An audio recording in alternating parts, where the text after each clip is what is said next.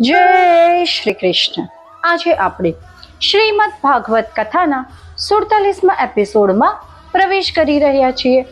આ એપિસોડમાં આપણે સાંભળશું અક્રૂરજીને માર્ગમાં થયેલા ભગવાન શ્રી કૃષ્ણના વિશ્વરૂપ દર્શન, જે ભક્તિની પરાકાષ્ઠાનું અદ્ભુત ઉદાહરણ છે. અક્રૂરજી કૃષ્ણ અને બલરામને લઈને વૃંદાવનથી મથુરા તરફ જઈ રહ્યા હતા. રથ ધીમે ધીમે યમુનાના કિનારે આવી પહોંચ્યો. સૂર્યાસ્તનો સમય હતો. આકાશ લાલ રંગથી ઝળહળતું અને અક્રૂરજીના હૃદયમાં ભક્તિનો જ્વાર ઉઠતો હતો. અક્રૂરજી રથ રોકીને બોલ્યા, પ્રભુ, થોડી ક્ષણ માટે હું યમુનામાં સ્નાન કરવા ઈચ્છું છું. કૃષ્ણ સ્મિત સાથે બોલ્યા, અવશ્ય અક્રૂર કાકા.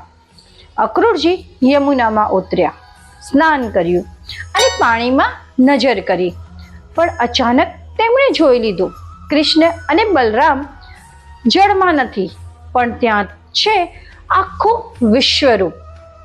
યમુનાના જળમાં અક્રૂરજીને દેખાયું અસંખ્ય લોકો, દેવતાઓ, બ્રહ્મા, વિષ્ણુ, મહેશ અને મધ્યમાં શ્રી કૃષ્ણના દિવ્ય ચતુર્ભુજ સ્વરૂપ. તેઓએ જોયું, કૃષ્ણના શરીરમાં આખું બ્રહ્માંડ વસે છે.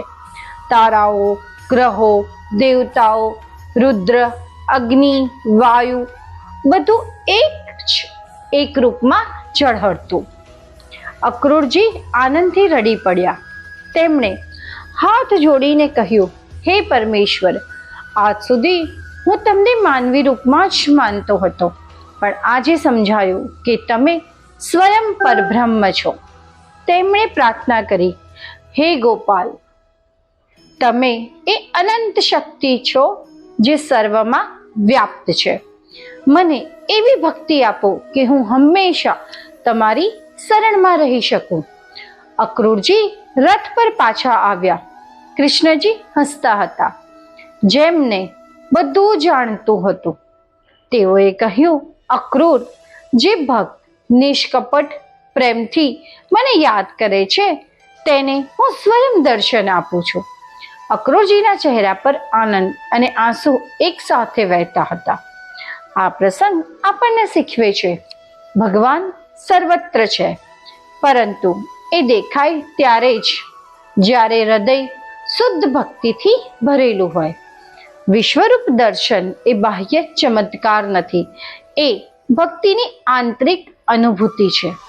અક્રૂરજીની જેમ નિષ્કપટ પ્રેમ અને સમર્પણ રાખવાથી જીવન દૈવી બની જાય છે. આગામી એપિસોડમાં આપણે સાંભળશું કૃષ્ણજીનો મથુરા પ્રવેશ, જ્યાં તેઓ પોતાના માતા પિતા દેવકી અને વસુદેવના દર્શન કરે છે અને ધર્મ સ્થાપનાનો આરંભ કરે છે. આજે આપણે સાંભળ્યું અક્રૂરજીના વિશ્વરૂપ દર્શનની અદ્ભુત કથા. ચાલો આપણે પણ એવી ભક્તિ વિકસાવીએ કે જ્યાં દરેક દ્રશ્યમાં આપણને ભગવાનને જોઈ શકીએ. માટે જ ચેનલને સબસ્ક્રાઇબ કરવાનું ભૂલશો નહીં. લાઈક કરો અને આ દિવ્ય સંદેશ અનેક ભક્તો સુધી પહોંચાડો. જય શ્રી કૃષ્ણ.